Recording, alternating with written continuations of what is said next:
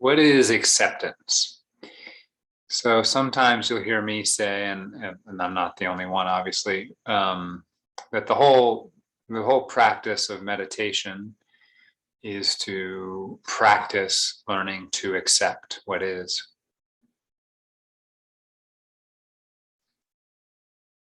Not just on the cushion, but also in one's life.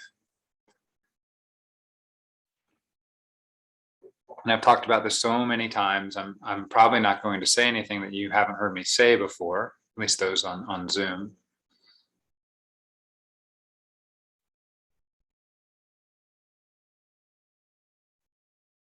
We have to remember acceptance is just a word, and I'm using the word to point to something particular, and the word doesn't really fully capture it, right? So we want to sometimes explore our words a little bit to make sure that we aren't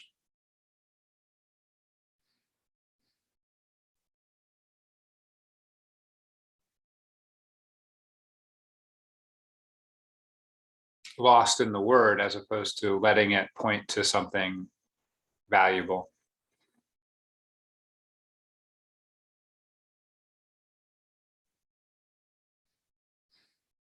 Why is acceptance so important? Well, it's only important if you don't want to suffer. It's funny because I think there are some of us who do want to suffer. Maybe most of us actually want to suffer somewhere deep down, but there's obviously a big part of us, and the deepest part of us, that doesn't want to suffer, doesn't need to suffer. We only really suffer from our experiences when we are in a state of non-acceptance with them, when we're resisting them, when we don't like them, when we want them to go away as they're happening. That's just as close to a simple truth as you can get. And you can just check it out. You don't have to believe me. We've talked about it many, many times, but the very same experiencing you're having that you don't like, someone else probably will very well might like, or vice versa. Doesn't mean that we're not going to have pain, or we're not going to have sadness or fear or the whole host of human experiences. It's just that the suffering is largely optional. It's not a necessary fact. Let's put it that way. I'm not saying it's totally under your control necessarily. We often need grace to see through our suffering, but it's not a necessary fact. There is a way of having the experience you're having without it being a suffering experience. And the simplest way to put that is if you were in a state of acceptance. The experience you're having, which is causing you suffering, if you were in a state of acceptance with respect to that experience, if the pain you are feeling, if the sadness you are feeling, if the life situation that you're in where the money isn't right, or the people aren't right, or the body isn't right, or the health isn't right, or the politics isn't right, whatever the life situation is, if you were in a state of acceptance with respect to it, you wouldn't be suffering from it.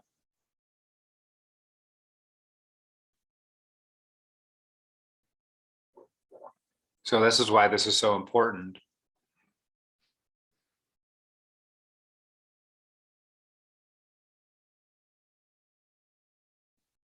But it's a skill we practice. It's not an intellectual argument.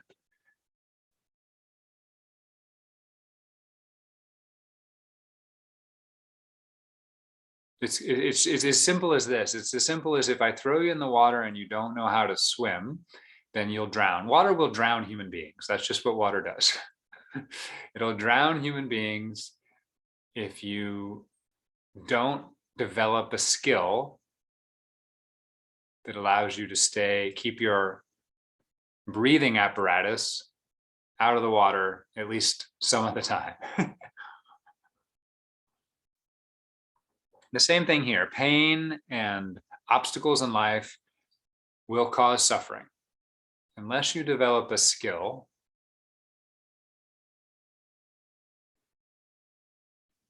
in this skill of acceptance. And again, acceptance is just a word. There's been many other words used for it.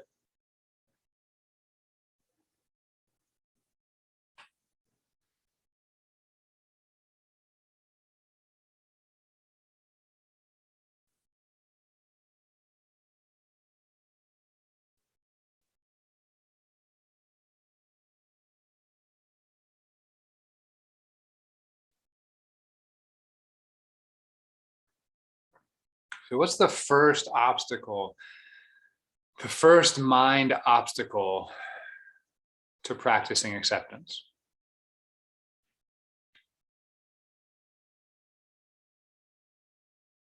And I'm asking you to sort of look into yourself. I'm like, what's the first thing you go, well, some of you may already be at the point where you're like, yeah, I'm 100% on board.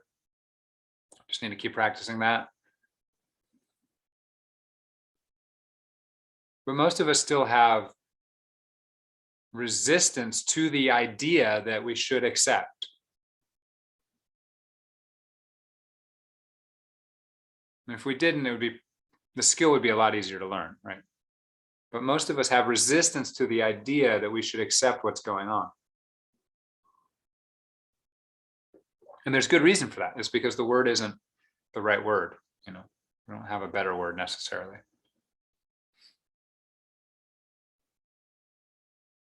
So what we're practicing when we practice acceptance is we are not practicing a passive attitude towards our life. Acceptance does not equal passivity.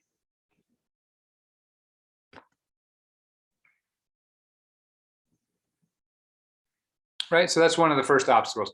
If I accept everything, then my miserable life will stay miserable, right? If I don't start work, if I don't resist some of this stuff, then it's just going to overtake me and overwhelm me and never get any better.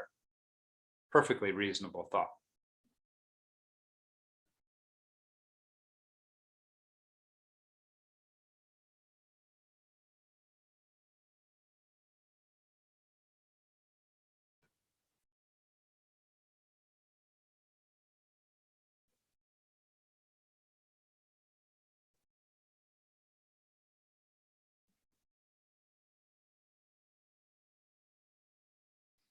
Sometimes we'll hear, just accept it, get over it, whatever, that kind of phrase. And that's not the type of acceptance that I'm trying to point to.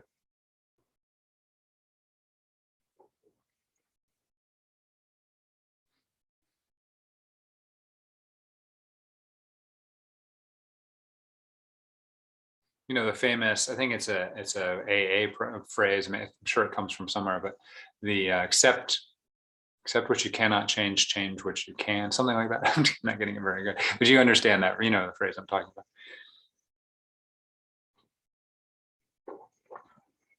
That's a good place to start, actually. Let's accept what we cannot change, what you actually have no power over. You should accept that, right? That makes sense. That which you have no power over, what good does it do you to resist it?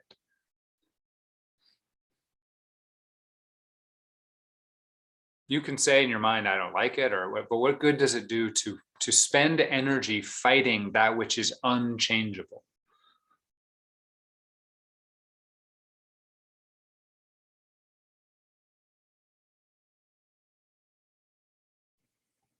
Just think for a second, just in this moment, let go of fighting everything that is outside of your control. I know that seems like a whole bunch of things, but don't try to get it right with the mind. Just feel inside, where am I fighting things that I actually know deep down I cannot change?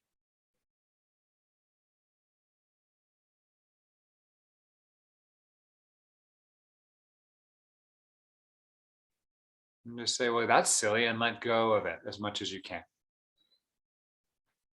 Just a taste.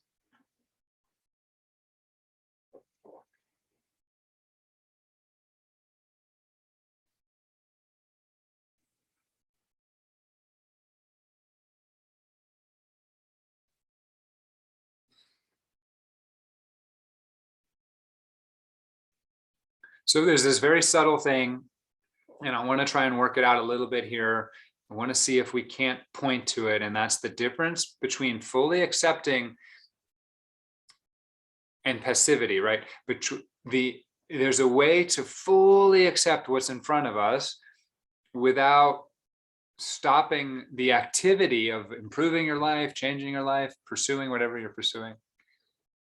Those are not in conflict. When we start practicing acceptance, some of the things we are pursuing do drop away because we realize we were only pursuing them out of non-acceptance.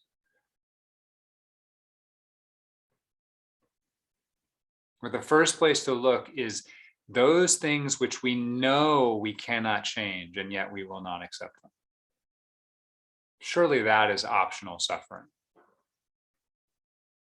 And so I'll just bring up a big category here. I know many of you heard me say this, but it makes me laugh because we spend so much time on it. The past, you cannot change the past. Right?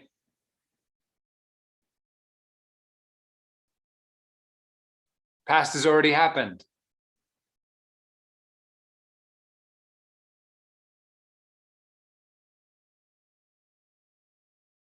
I mean, I'm not putting forward some theory of physics. Maybe we'll get time travel at some point, but let's just assume for now,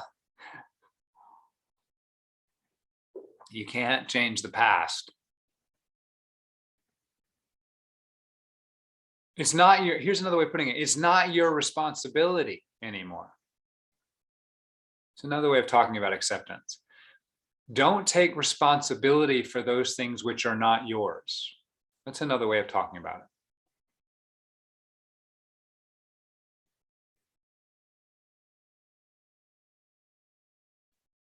And don't put on your shoulders weight that is not yours to carry, that actually you couldn't carry, that you couldn't get anywhere, that you couldn't make any progress with. Don't carry that weight. Why would you do that? The past is not your responsibility anymore.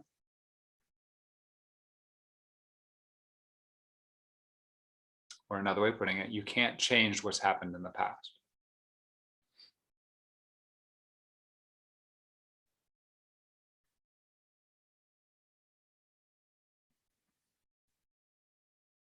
I'm not saying you never think about the past. I'm not saying there aren't things to learn from the past. I'm not saying there aren't things one can do in the present to heal relationships or wounds in yourself that came from the past, but those are in the present. Those relationships are in the present.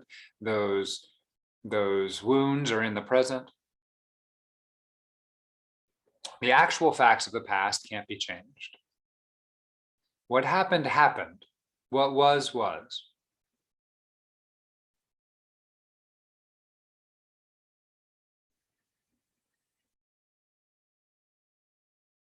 How much are you still struggling with not accepting what happened? Here's a one way to check.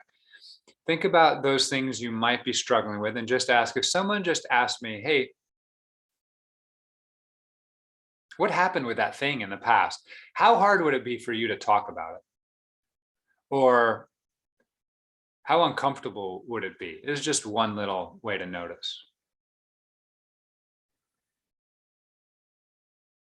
How much do you not want to talk about it? How much would you rather not spend this tea time discussing it? How much right,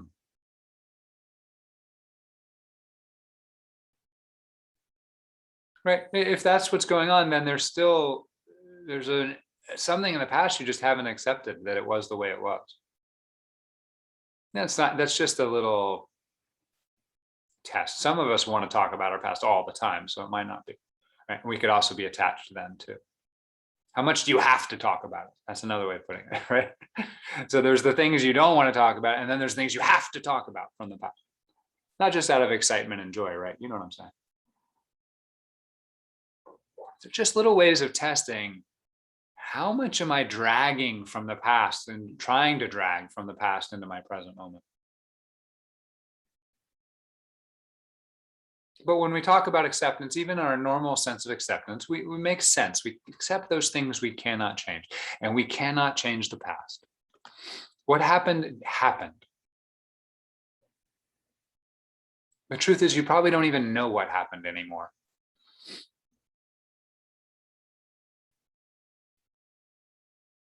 You know something about it, right? But the details, our memories are very bad.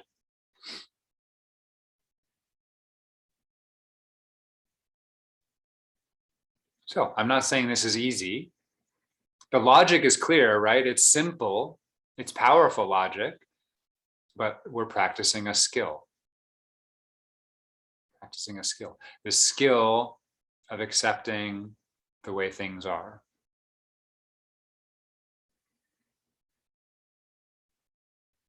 Doesn't mean we can't learn from the past. It doesn't mean we can't use the past. But we first have to accept the way it is to learn anything from it or use it.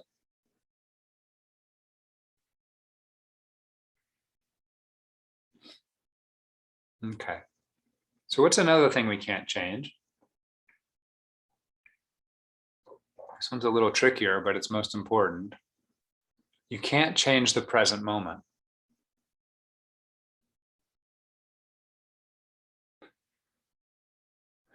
Present moment's just like the past. It's already here. Whatever is here right now is already here. That's it.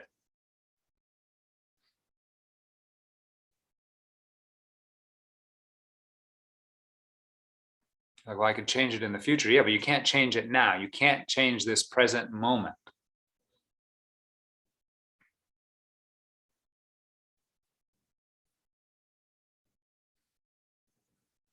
You feel that. You feel into this for a moment. Feel into the present moment and see how it's already here. The present moment's already here. This is no longer part of your project to get this present moment to be different or however you want the present moment to be. It's no longer your responsibility. It's already here. This is what you get to play with, what's here. But you don't get a chance to. It reminds me of, I've never watched these shows, so I may be totally, but I feel like there's these survivor shows where they put somebody out in like the desert or the mountains or whatever, and they give them like, I have no idea. I've never watched any shows, but I feel like they give them a piece of string and a salmon and like some MacGyver kind of stuff, right? That's just what they get. That's what they have. And in order to move forward, they have to go, this is what I've got. This is where I am. And if I want to survive, in their case is survive, or if I want to thrive, I have to accept what I've got. The present moment is what you've got. It's what's been given to you, right? It's here now. It is no longer your responsibility, in the sense of you don't have to do anything to it or fix it. Just like if you're watching a movie, it's not your responsibility to make the movie better. You can't, it's done. The movie's done, right? The song is done, whatever it is. Someone bakes you a cake. You like it or you don't like it, but the cake's done. It's not your responsibility anymore to fix it. The present moment is already here.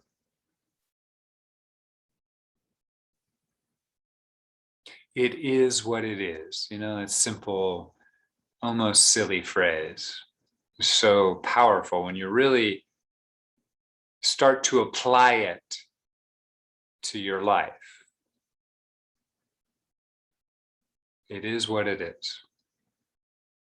Right now, just do this. What is what is. That's so obviously true. It's logically tautological,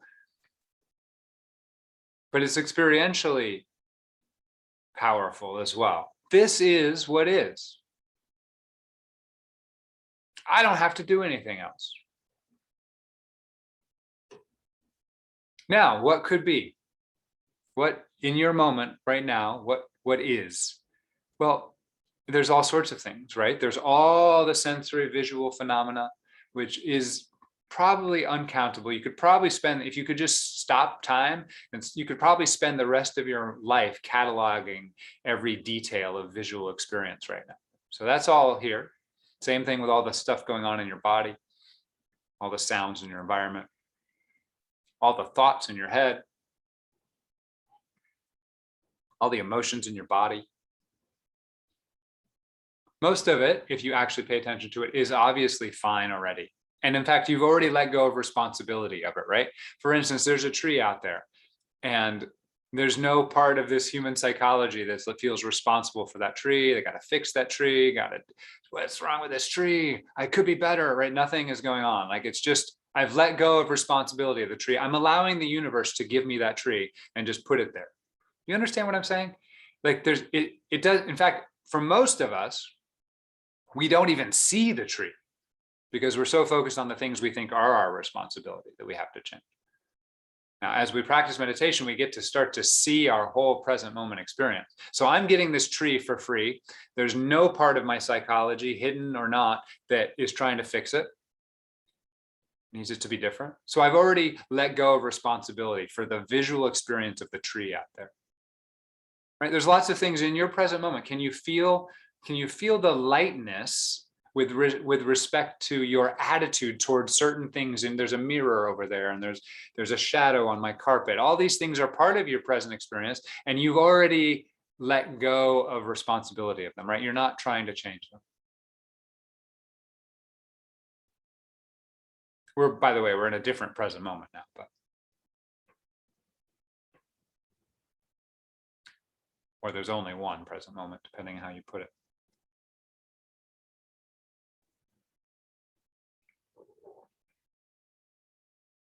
So already part of if you just pay attention, you'll see that acceptance is already here for a lot of things. And just notice how good it feels to relate to that tree without needing to get anything from it. It's just a gift that's been given to you, to me. You can't see the tree. You have the same kind of object in your room. And I don't need to do anything about it. Now, also in your present moment, might be some emotional discomfort, physical discomfort, psychological discomfort. There could be something in your room you do not like. You wish it wasn't the way it is, right?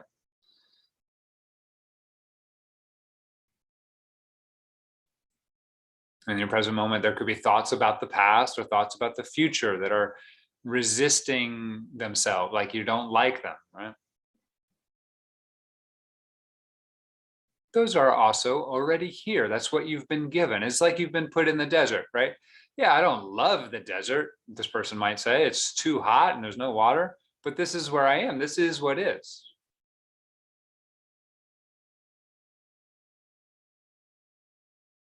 It's already here. This pain, this emotion, this thought, this feeling, this life situation is already here. It's this fact about the universe. It's the realest thing ever, and it's not under your control.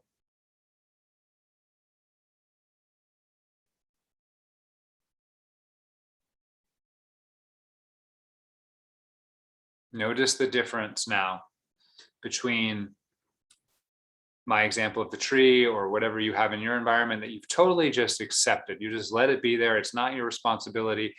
And those things that you don't feel that way about in your present moment. And just notice you can notice the non-acceptance.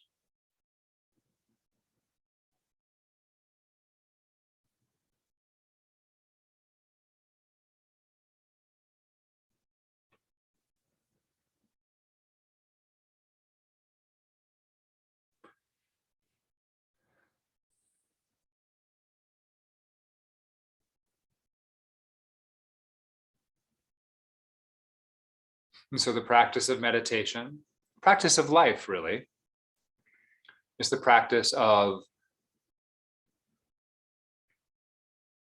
learning to see what's here without putting the bias of our desires over it and hiding it. First, letting us see what's here. We can also see our desires. Our desires can be here too. It's not about getting rid of the desires. It's about being able to see.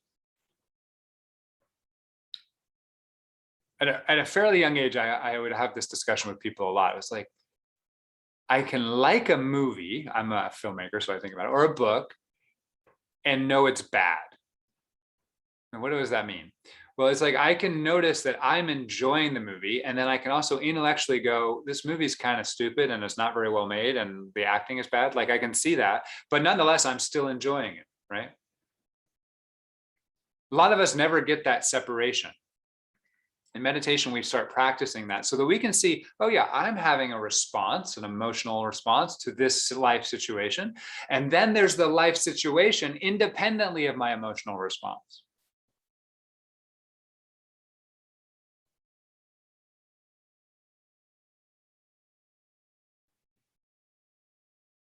for most of the difficulties in our life, that's really hard for us to even see that there's a separation between those two things. We think that our emotional response is due to the facts about the way the thing is, but that's not accurate, because someone else will have a different emotional response to the same facts. I go into the kitchen and my partner hasn't washed the spoon properly and I get annoyed, right? Now you go into my kitchen and see the spoon there and you probably don't even care, right? Same life, same facts, right? Completely different response. So there's an objective world. There's the world that we can just experience. There's our sensory experiences. There's our emotional response. Those are all part of the present moment.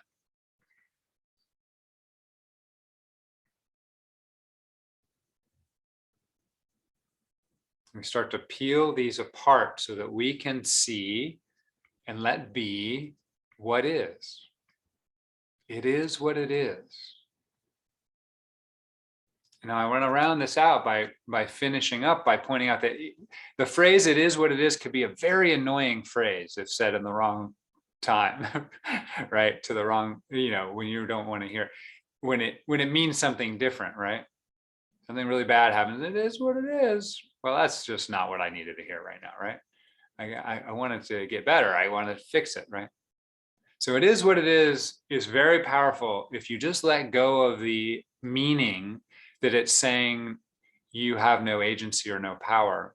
I mean, it can mean that in a good way, but right now I don't want to get into that. It just means that this is what is.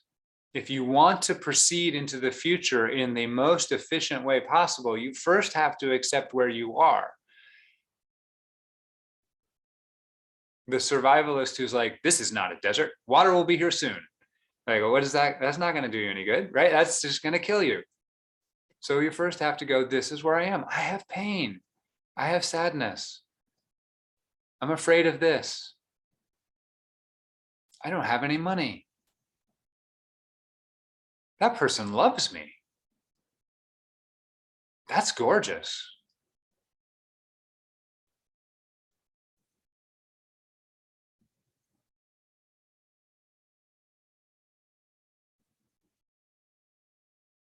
And the truth is, we don't really have any control over the future either. That's for a discussion for another time. What acceptance ultimately allows us to do is enjoy our ride on the waves and get out of our own way.